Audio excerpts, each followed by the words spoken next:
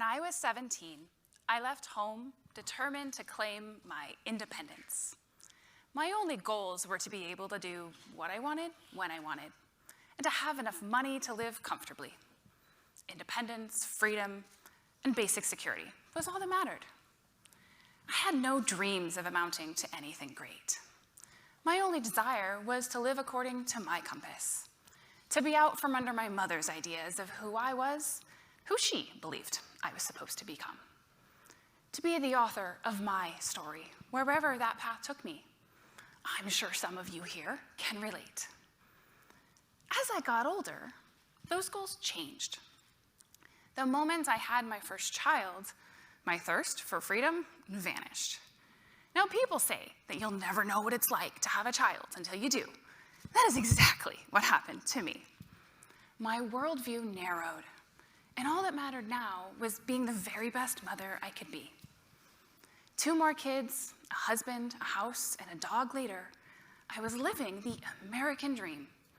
Not my dream, exactly, but this dream that was being handed to me.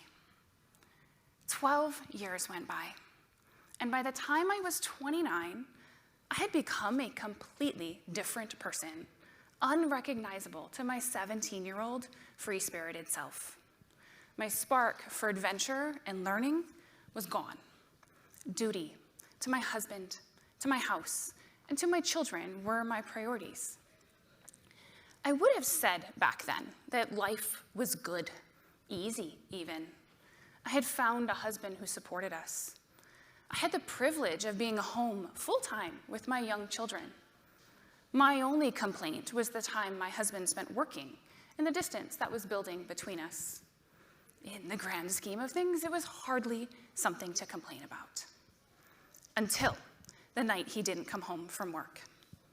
In April of 2016, when my children were 1, 4, and 5, life threw me a curveball that I never could have anticipated.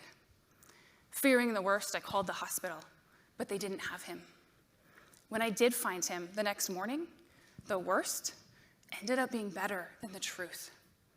My husband was in jail. He had been arrested for attempted human trafficking. His arrest carried a $250,000 bond.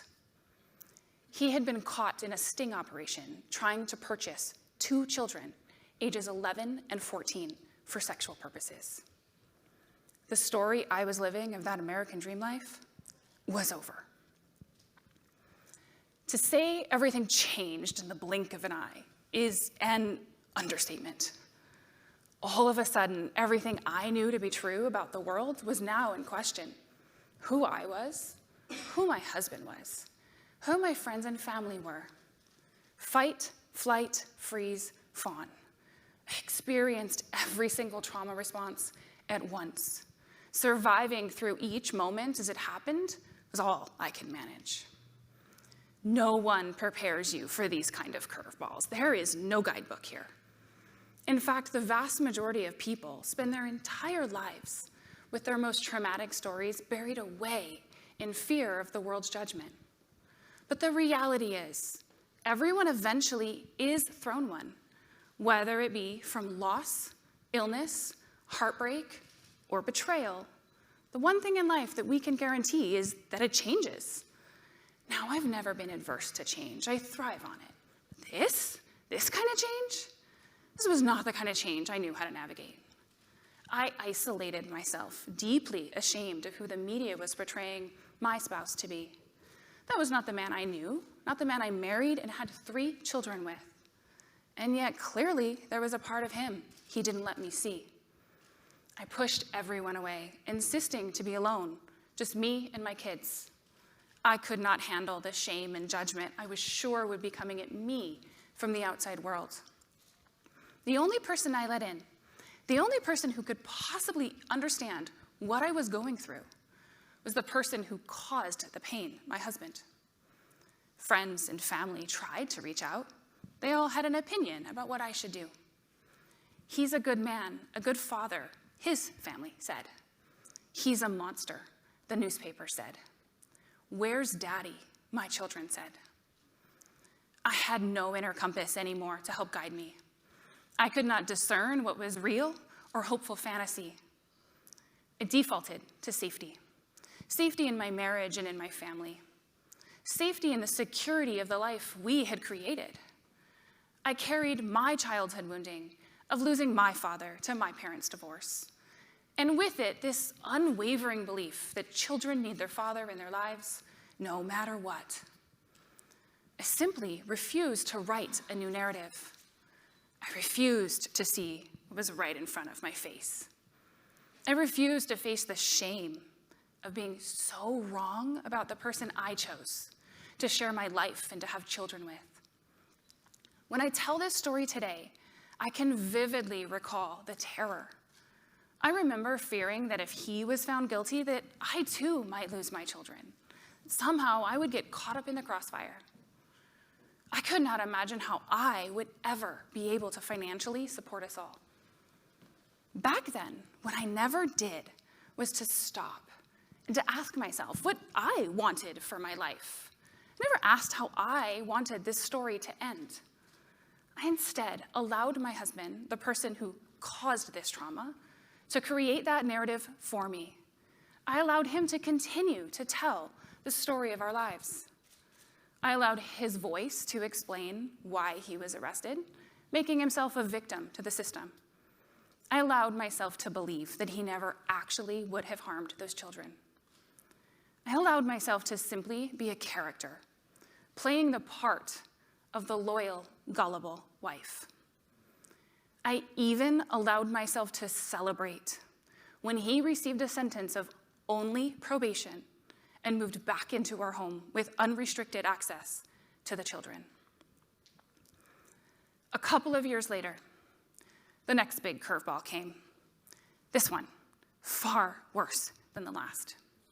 This time, my children were the ones in danger from their father. This time, I could no longer hide from the truth. My sense of safety in my marriage and my fierce drive to protect my children were now at odds. And still, I gave the power of my decisions to others, this time to my lawyers and the other professionals around me, to tell me what I should do and how I should proceed. Who was I to make any decisions here? That spunky, sure of herself teenager was gone. The girl who wouldn't let anyone else tell her who she was or what mattered was buried away under the years of being ignored and gaslit to believe that she wasn't worth time, attention, fidelity, or respect. Everything only continued to get worse. And it looked like the story being written here was that there was nothing I could do to change that. Even when I didn't have faith in myself, what I did still have was love for my children. And if I couldn't fight for me, well, I sure as heck had to fight for them. But how? How could I, an uneducated woman, stand up to all of these professionals and to the legal system? Who was I to decide what was best for everyone? Eventually, I understood. Who was I to not? In fact, I was the only one who could fight for them. But in order to do so, I had to stop giving the power of my decisions to others. I had to take ownership of this outcome.